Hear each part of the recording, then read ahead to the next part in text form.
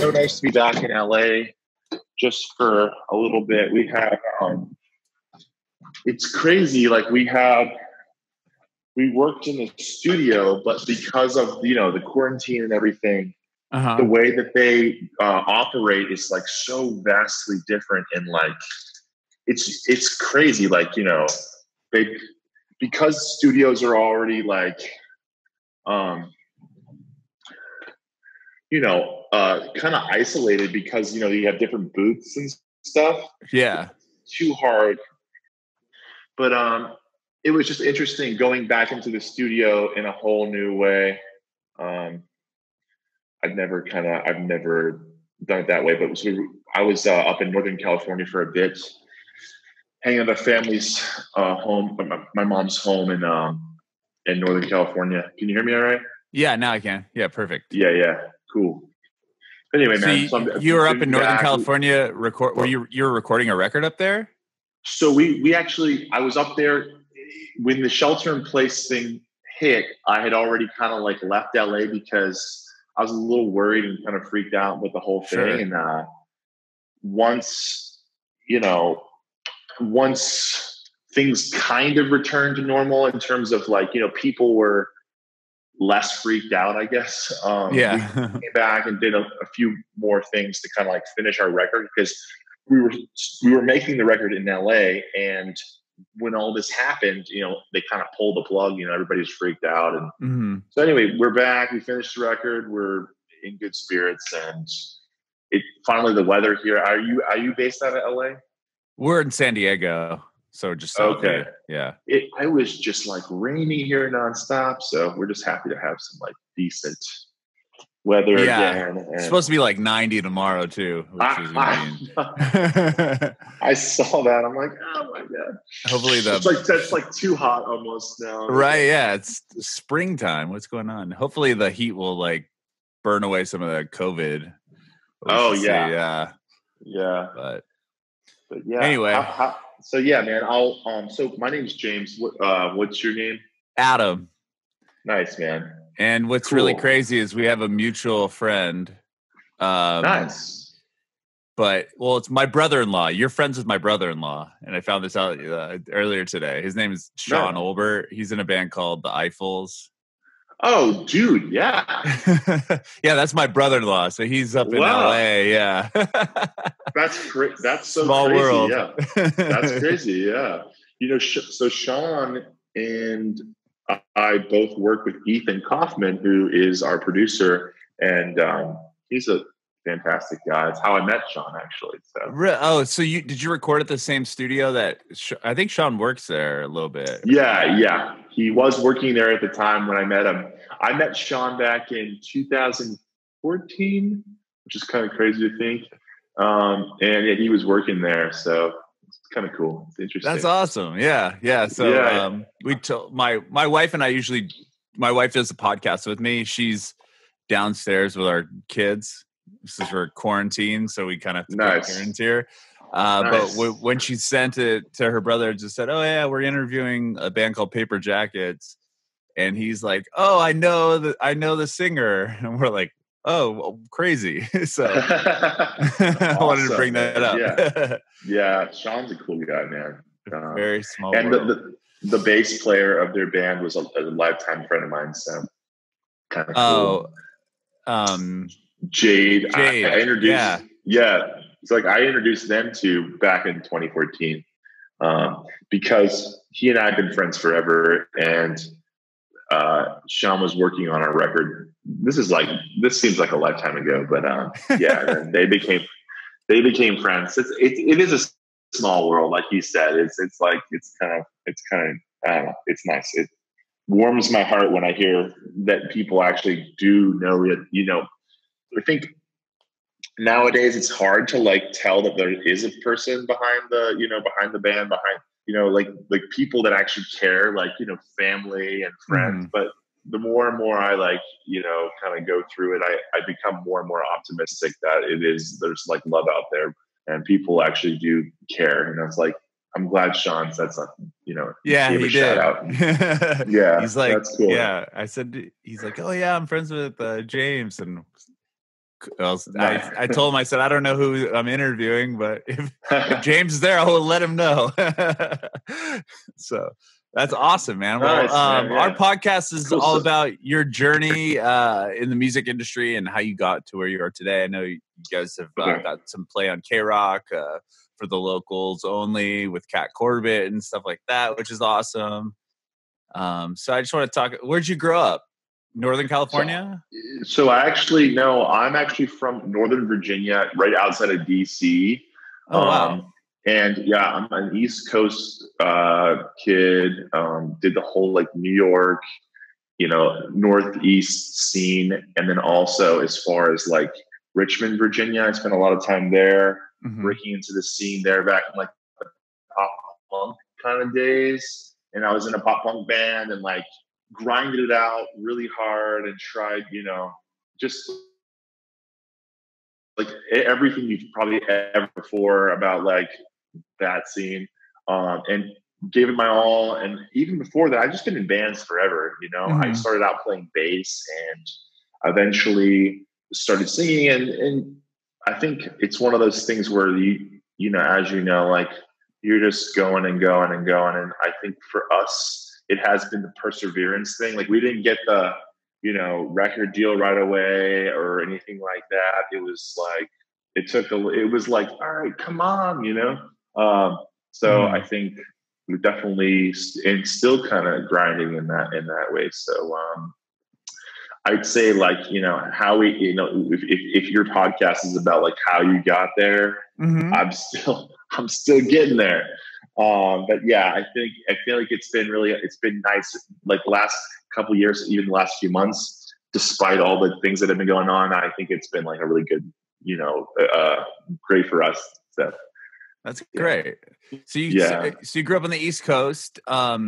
You said you started playing bass. Is that the first instrument you learned how to play? Yeah. What drew you to the bass? I don't know.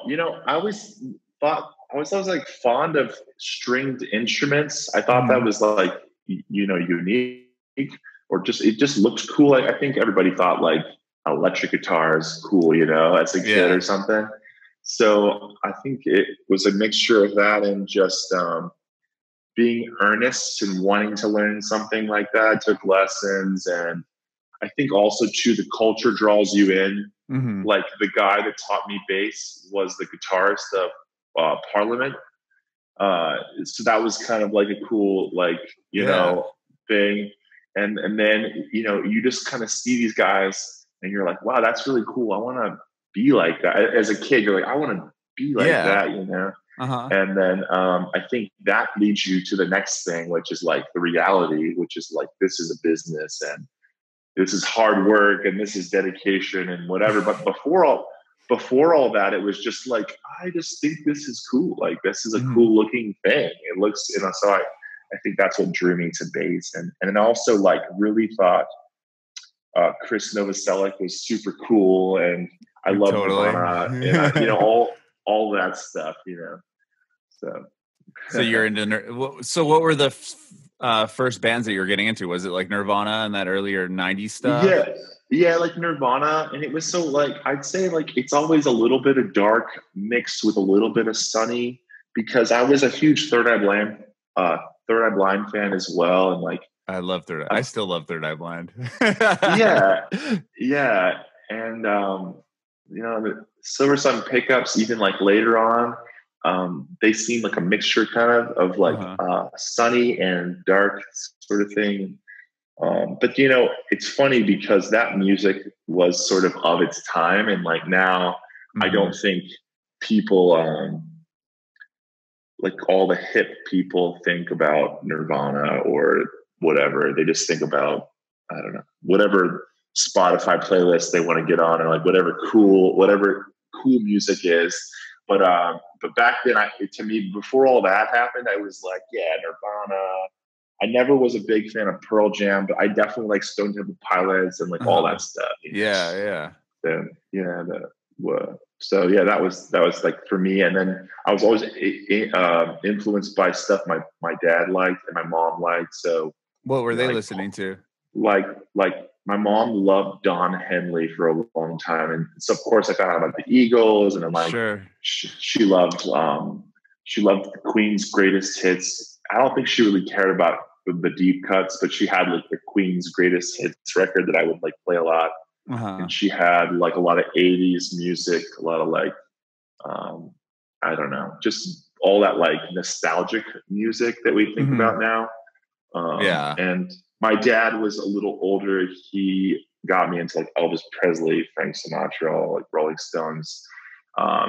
He hated the Beatles, but he respected it enough to buy the records and like keep it and stuff.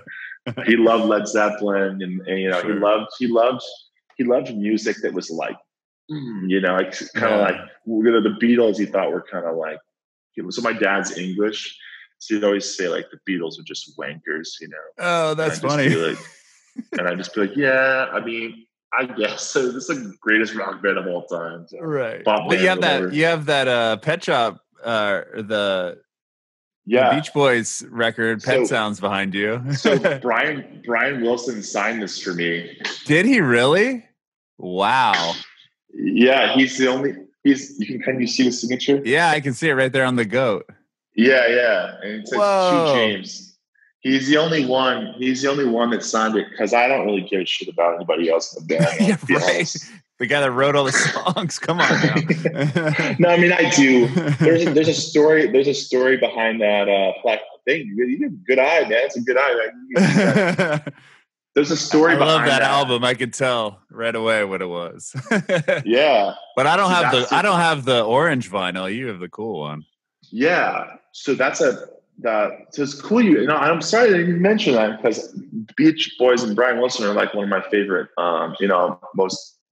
One of the biggest influencers. So once in a lifetime, or once in a million lifetimes kind of act, you know. So I always like admired Brian Wilson. I always thought he was a genius, and everybody always said that about him. So, and it was cool because we're somewhat affiliated with them, and it was just such an honor. Like I was just like, man, I can't believe he signed this for me.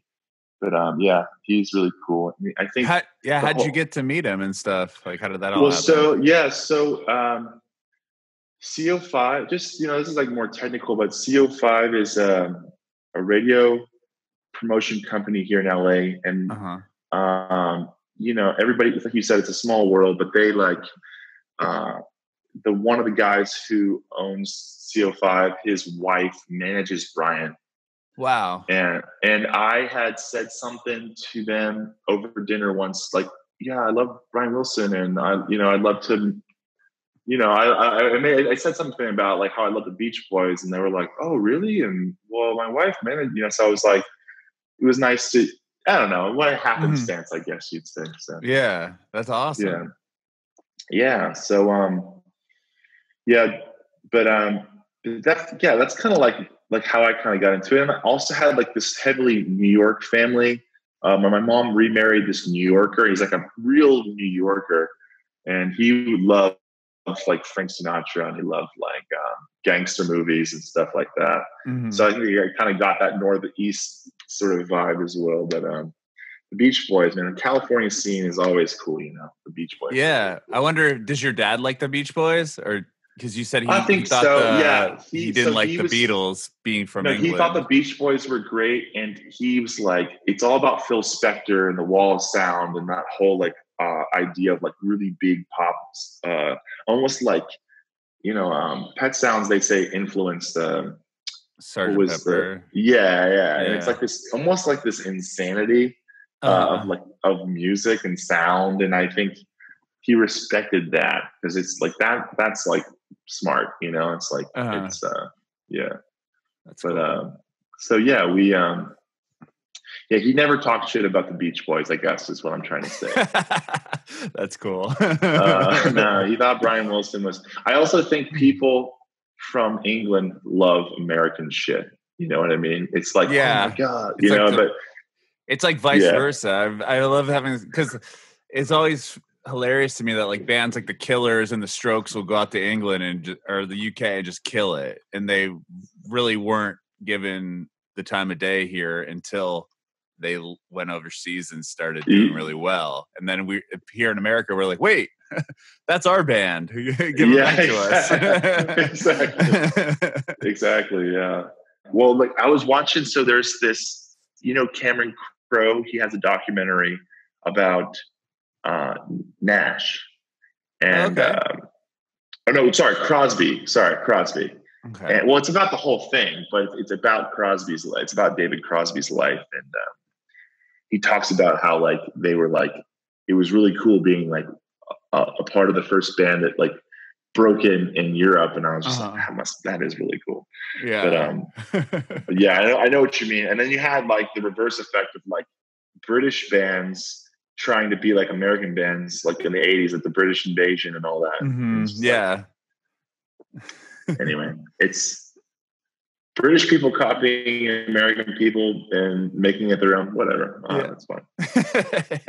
Right on. So you said that you were in like pop punk band, like, as I know, the East Coast of like that pop punk emo scene was very present there, especially like Long Island and, up to New Jersey and stuff. Like, was that kind of the sound that you like? What was your first band? What did they sound like? And so the first band that I was in sounded more like Nirvana, but or like grunge, like neo grunge. But the first band that I like toured in and the East Coast band that you're talking about was called Safety Word. You can check it out. It's called Safety Word Orange, and it was like a pop punk band.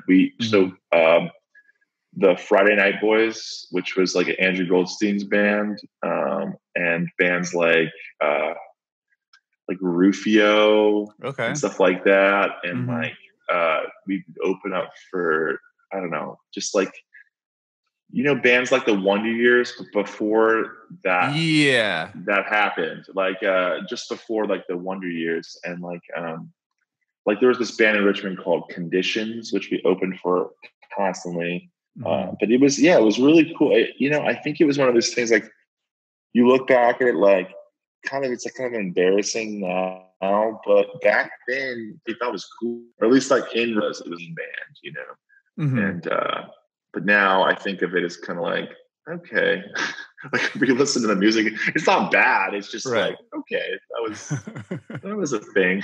That was a vibe. Well, tell me about that. So that band, Safety Word Orange, is it what you said it was called that you're in? Yeah. You guys, but you toured and stuff. Like, tell me about that. Like, so we got on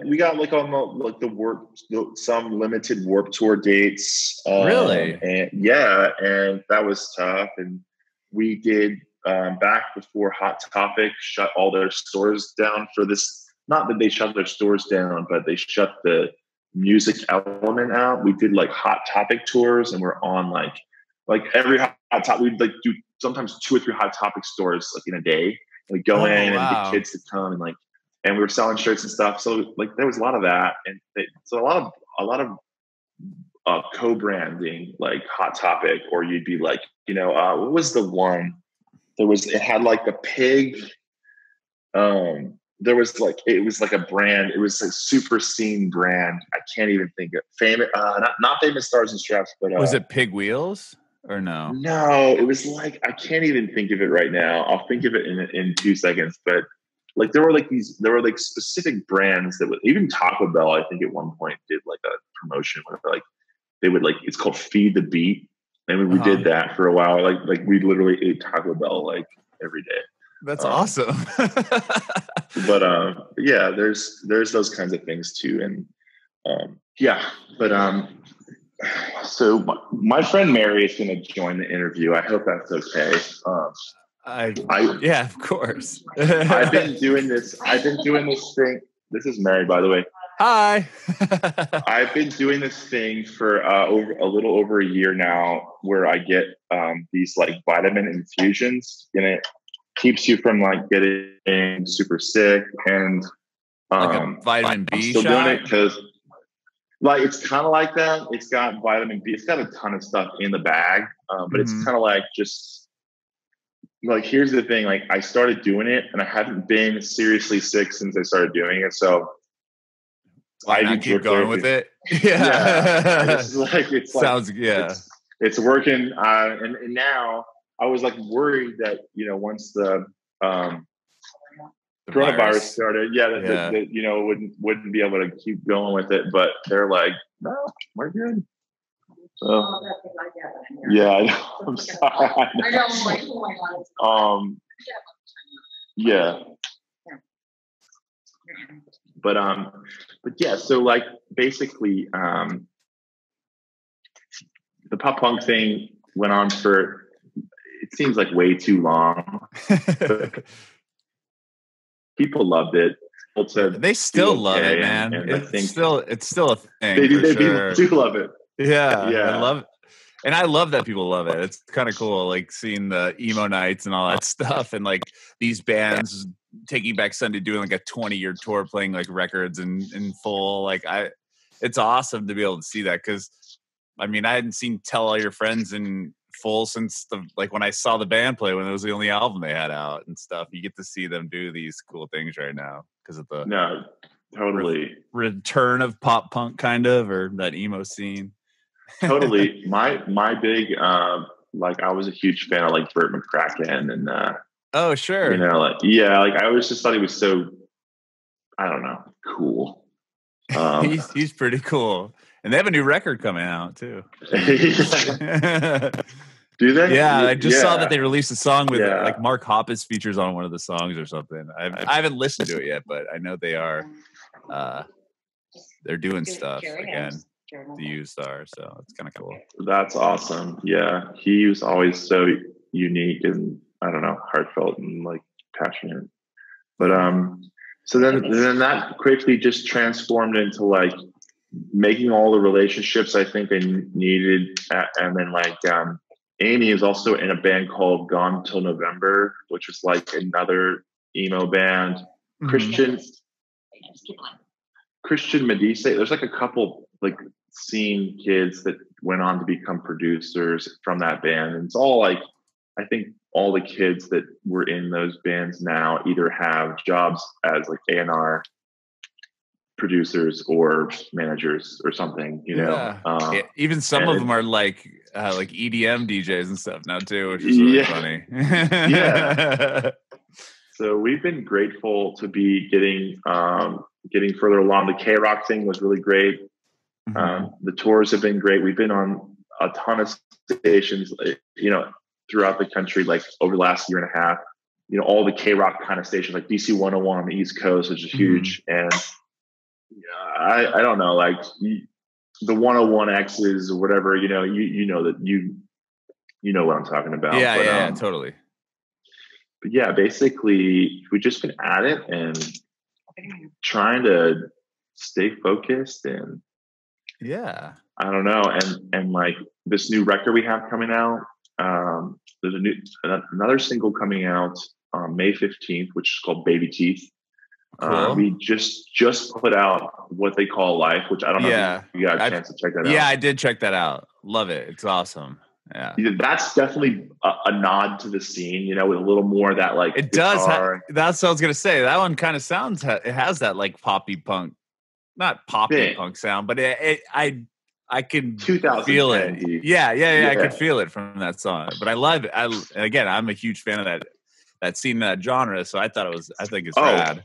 100%. And we are too, I don't want people to get the wrong idea. Like it's a huge influence. So it's just, I don't know. I just feel like maybe it's just a vibe in other parts of the country. There's not as many people or younger people get it now. So I think it makes it harder, but if you're down and you're doing that, then good for you. It's like, it's a great scene to be in. It's like, sure. It's just a tough life. It's a tough life, that scene specifically. well, tell me about how'd you get to LA from the East Coast? Well, it started in Austin, as like a starter city. It was better than where I was, but not quite LA, but I wasn't ready to just make the plunge yet. Oh, and then, so you moved from the East Coast to Austin? Yeah, to Austin. Try to get my bearings a little bit more, play some more, develop the thing more. I would fly out to LA and do productions with Ethan. That's when I met Shawn, actually. And, you know, we do a few songs, like 3 songs at a time. And it was pretty slow at first. And then I took a couple of the first few songs and licensed them and made more money, went back out, did more, you know, kind of like did more music. Then how were you how were you able to license the songs? To just do it through BMI or something? Well, so we are like all of the reporting of royalties is done through BMI, but the big company was Extreme Music at the time. And you were able to just meet somebody, or how were you able to get their songs? So the guy that did the Curious Friend of a Friend, and he was like impressed with some of my writing, and like was like, hey, you know, I know this guy at this company. He would love to have. It was kind of a very loose affiliation, but then somehow I got a meeting, and then the biggest thing they put our song on like remember HBO show Girls? Yeah, that's a huge show. So like they put they put our music on that show, and then slowly checks started coming in. I went back out to LA, did some more music. It was pretty painful, like pretty meticulous of getting the money, but then we did a bunch of things to try to get funding, you know, nothing too crazy, but you know, like, we got the record made, and then we made another record, and then eventually got a record deal and kept making records. So yeah, it's like definitely a grind. The first few years when I was still living in Austin and coming out to the East Coast was definitely the most grindy. And now it's been like, okay, once you got the support, once you got the label, once you get on tour, once you start getting like you're pushing this snowball up a hill, and then once you get it kind of like over, it's a little bit more help on the other side. So we've been better with the help, but yeah, no, like on the way up, it was just like a lot of like angry calls from mom. What are you doing? You're wasting your life. Yeah. Well, tell me about Paper Jackets. Was Paper Jackets the thing when you were going from Austin to LA? Yes. Yeah. Even then, yeah.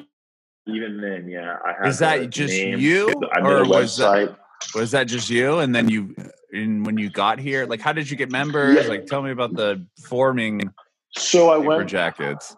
Once I met Ethan, who was our producer, I was able to get kind of recruit members. There was a girl, so Emily, and I knew her. We were in bands before. Before college, I moved out to LA and did a first round of like, we had a deal. Like, I was like 17 and we had a deal at Geffen and all this stuff. But that fell apart after 2 years. And then I like shamefully went home and went to college. And then after that, then I moved back out to Austin. So it was like, I already had been to LA and like lived there for a while. And so you got a record. So you got a deal with Geffen? Yeah. Outside of Paper Jackets?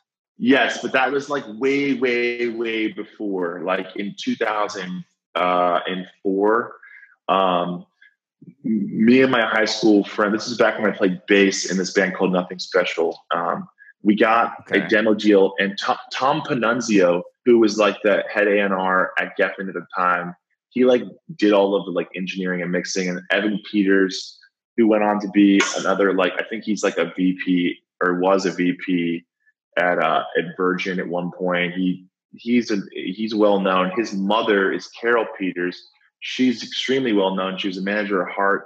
I worked for them. I was like, you know, I was basically like a secondhand family member to them for a number of years. I met Ann and Nancy Wilson from Heart. Like, I got to meet countless people that like she worked for. She's a legend. And but after that, I like kind of had to go home with my tail between my legs because that band fell apart, and it was like largely because the singer and I were like drug addicts, and like we, you know, this is a long story, but like eventually, like figured out some things, went back out to LA, but by way of Austin, and by way of like trying to just like slowly make things happen instead of just like jumping the gun. Like, I'm just going to go to LA with $3 in my pocket. So, but yeah. And so the first time around I met Emily, and I came back, she was the first person I called.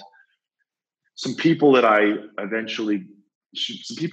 knew back on the East Coast led me to some other band members that eventually became Paper Jackets. And it was just a long fucking road, dude, of like a lot of disappointing Craigslist meetings, you know, like where you're like, hey man, like, what's up?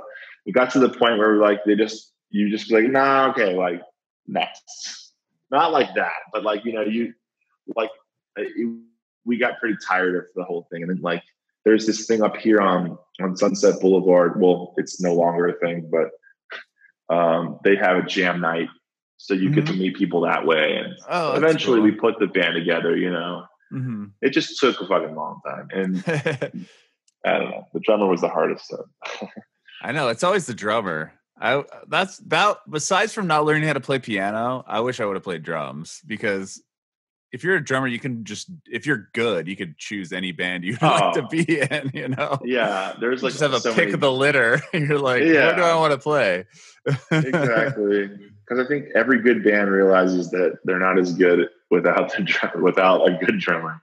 Right. Just like live, at least, you know? So, but, yeah, I think I like to think I came from pretty good stock. Like Carol was she was a good mom to me, and she helped me through. And you know, I think the pop punk thing, I don't think anyone would have approved of that, like Carol or my mom or anybody else. But but that taught me like respect for, you know, the lifestyle of like, this is what being in a band means. This is what sacrifice means. This is what dedication means. This is what all those things are. So I think that whole thing kind of taught me a little bit of that. So I'd say it's like, if I ever had a kid and they told me they wanted to play pop punk music, I'd be like, geez, fuck me. Like, that sounds like a terrible idea. but I don't know. It was good for the time, you know? So, sure. Yeah. So with Paper Jackets, you formed the band as you were kind of going back and forth from Austin to Los Angeles. Yeah. So tell me, like, what was the first? Were you writing the first Paper Jackets album as you were going back and forth and working with Ethan? Is that what was happening? So yes, yeah. If you want to check the history, as they say, our first song that I ever wrote for Paper Jackets, I wrote it after I saw that movie Aimee. You know, the movie about Amy Winehouse. Oh yeah, the documentary. It's basically about like that character, you know. And so I knew a girl kind of like Amy in my real life. Her name was Mary Louise, and she used to just chain smoke cigarettes, and she's a beautiful girl, and she's like just constantly doing crazy shit. And and like I thought, when I saw a movie, it was a pretty sad movie. I saw a movie, I thought about her, and I wrote this song called Mary Louise, and it's the first song.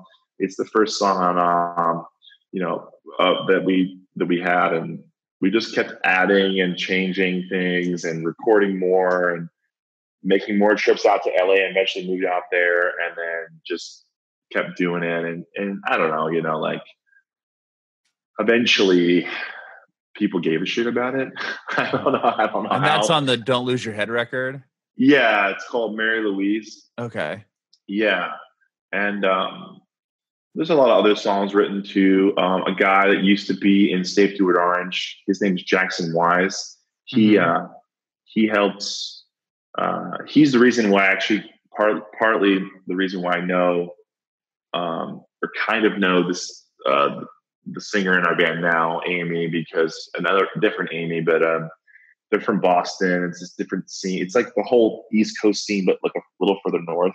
But Jackson was in our band, and he played guitar, and he was a handful, but I guess we're both handfuls. And it was like one of those things where like it was impossible love. Like he was very aggressive or very, very dominant, like personality wise. And I was very like, so it was like, eventually we like, it was like one of those situations where we were in like 3 different bands that all broke up, you know?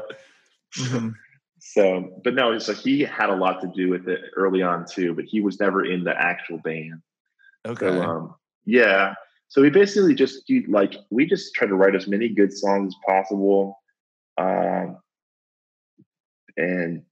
I don't know. I think that was the big key, because people kept saying it was either you have a whack style, like you look like shit, or your songs just are meh. Like that was like 9 times out of 10, that's what people would tell me. Oh man. Like A&R and stuff. Or no, they'd be like, your songs are good, but they're like, okay, Yeah. And there was this guy, I don't want to name his name, but there was this other guy that was hired by our label. And he worked with the Unlikely Candidates. You know that band? Yeah, I do. And they're super cool. And he's a super cool guy too, but he worked with a handful of bands, but he was the first person that I was like, that I was meant to believe was like his opinion mattered, like somebody, they kept telling me like, this is, oh my God, you should listen to what he says. Right. So when he told me that my band was kind of like, so I was like, man, that kind of sucks to hear that. And then I slowly kept meeting other A&R people that tell me the same thing. I realized that it's their job to make you feel like you're sort of okay, because that's the whole point of their existence, is that like if you were great, then there would like be no reason. You wouldn't need them, right? Kinda. Yeah. It's like they don't want your head to get too big, so they're gonna tell you that you're not that awesome yet until you sell them 1 million records, and then they're like, "Oh yeah, you're the greatest thing ever." And then by then you don't care, right? Like, and by that point, you're just like, "I already know I am." I could have told you that in 2018. So that, in a nutshell, I think that's the journey right there. It's like kind of being told a little to the left, a little to the right. And like eventually you just get tired of holding up the frame and you just like say, fuck it, Just bolt it on the wall. Yeah, like we're just at this point now where, and I'll say this, like we're still continuing to try to kind of beat the songs, but I guarantee you, if you liked What They Call Life, you're going to like the next single that we have and this record, which is called Souvenirs. And it's basically like, it's about different snapshots from different times, that we've made the record over this last 6 years. And some of the songs we kept from like way back, and some of the songs are brand new. So it's like little souvenirs along the way. And I think you're gonna dig it. Like I don't. It's not even like I hope you dig it. I really do think you will. That's awesome. Yeah. Yeah, I can't wait to hear it.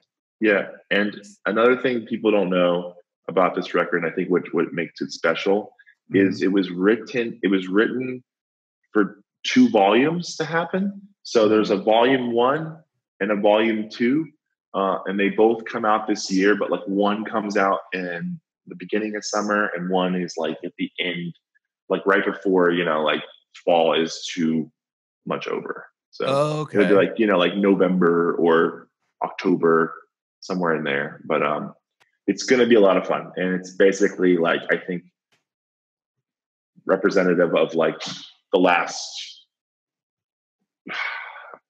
since I first met Shawn. So, wow. So since 6-7 years or whatever. Yeah. So, and that was kind of the idea of like, oh, well, what should we call this record? By the way, the worst part about being in a band is coming up with the band name. And then the second thing that's the worst is like coming up with the name of your record or your debut record.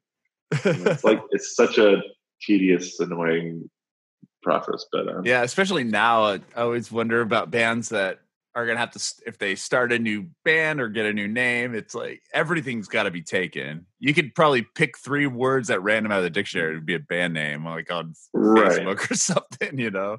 There's so many. I mean, there's got to be millions of bands out there. Half of them have 0 following and nobody on it. But they own the URL to the, I was just going to say, the handle or something. They have the handle on Instagram and everything. There's been so many times where I'm like going through things. I'm like, how? Like, why? There's nothing here.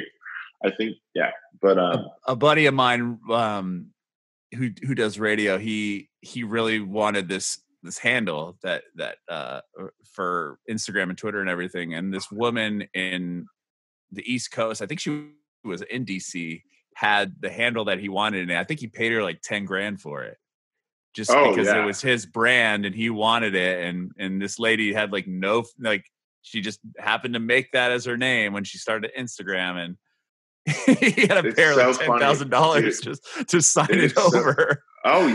Dude, it's so funny how that works out, man. I haven't heard anything quite. I mean, I've heard things like that, but that is, I mean, that is just the cost of business nowadays. You know, like if you really want the handle, like I've got friends who've gone the other route with, like, you know, just adding a word at the end of their video, like live walk the music or whatever, you know, like or Walk the Moon Band, or it's not like they can, you know, it's especially with a name like that, it's like hard to get the name, especially if in the name there's like some keyword or something. But I'll tell you this. As soon as I came up with Paper Jackets, the name, I went on GoDaddy.com and typed it in. It was like available. I was like, buy. It was like not a big deal. It was like not a big deal at all. Yeah. Put on Instagram at Paper Jackets. Boom. I was gonna say, you have the handle on Instagram. That's good. Yeah, like no problem. No problem. The other things like on Twitter was hard, but you know, it's funny. Shawn was the one that told me, just put like an underscore. And I was like, yeah, underscore. Fuck. Why did I think of that? You know, so that's how we got Paper Jacket or paper underscore jackets on Twitter. It's like, I was like, oh, okay. That's yeah, man. So right on. Well, so what label are you guys signed to? We're signed to a small indie label from like my hometown. They own a bunch of things. Like it's like the Kirkland of Virginia. They have like wineries. They have all kinds of stuff. It's called Selma Records, and they're a wonderful company.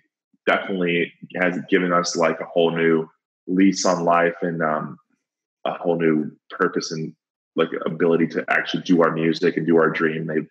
They're basically just a big company that they believe in a handful of artists. They donate to the local art scene in the town I grew up in. They donate to artists in other communities like Dallas and in Northern California, where our home is.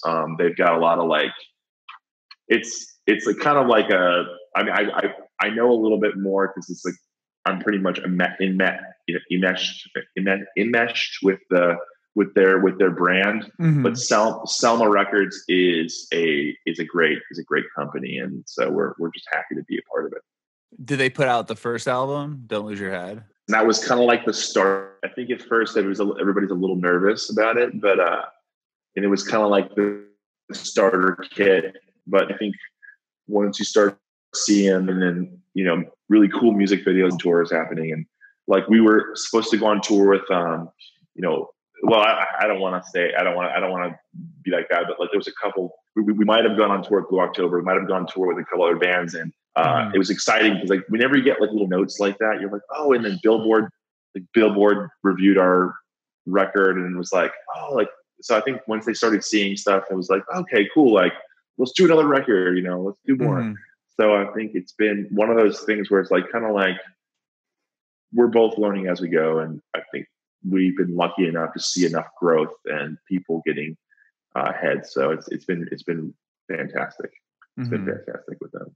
That's awesome. And they're one of these indie labels that actually cares about the music and stuff. So it's like, okay, cool. Like whatever you guys say, like, you know, I think a lot of bands that we know have been in like way shittier situation in terms of like their record companies and stuff. So, and you always hear those horror stories about bands getting signed and the label, like a major, will put like, you know, $250,000 at them for a record and an album pressing and a video, and then they start out that far in the hole and their album like, you know, tanks. Dude, what do you do? It is like, it is so brutal, man. That hurts my heart to even think of it. It's like, yeah, I know the situation. It's terrible. A lot of people's lives get kind of like ruined in that way, you know, and or their music or their vision doesn't fully come to life. Like they're stifled because they signed some contract or whatever, and it's like now this company owns it, and you have no control. It's like it's like, what a fucking bummer. It's like, yeah, that's no, like totally your whole. You know, like, it's everything. It's like how, like, Taking Back Sunday, for example, Victory owned the rights to that whole album, and like the first records they put out, which did awesome, did massive, and then they didn't make a dime off any of it. It's crazy. Yeah, that was that. I was thinking that exact story. I remember like seeing the interview of the guy being like, "This is fucking stupid." Like, there was another band. Talking, I forget their name. They were same kind of thing. He was like so bitter, you know, just about the situation, and like basically write off music. Nah, fucking never do this again. I'm like, oh man, that just sounds terrible. Like, you're never gonna do music. Yeah, like, you're never gonna do music again, because you know, it's like that sounds terrible. But yeah, man, we're just fortunate, and we also work our asses off. And I think that's the thing too, is like, you just got to work your ass off, and eventually people will care. I think that's the moral. Mm-hmm. I like that. If you were to give advice to an inspiring artist, what would you say? You just need to really define why it matters to you and others. And I think part of the value that you're going to get out of it, or somebody else is going to get out of it, is whatever you put in. So if you're if you want to be a songwriter, be a great songwriter, work it, and listen to other people, and just work your ass off. That's all you can do. And then you basically just keep working until it works, or you give up. That's the only two options you have. So you either work until it works, or you just stop working. And it's going to suck a lot. So I think, and a lot of people are going to say that you're not worthwhile. And I think that's the hardest part. So it's like thick skin, nose to the grindstone, head down, power through, and just keep going. And it's like, it's all about your heart, I think, too. It's like, it sounds cheesy, but if you don't have a heart for it, then, you know, it's like, then if you're doing it to be rich or famous, then good luck. You know, it's like, if you're doing it because you care about what you're doing, you'll continue doing it no matter what. And I think that if you just stay healthy and positive, that you'll be able to do what you want to do. But if all you want to do is bang chicks and whatever and get fucked up, then I don't know, stay home.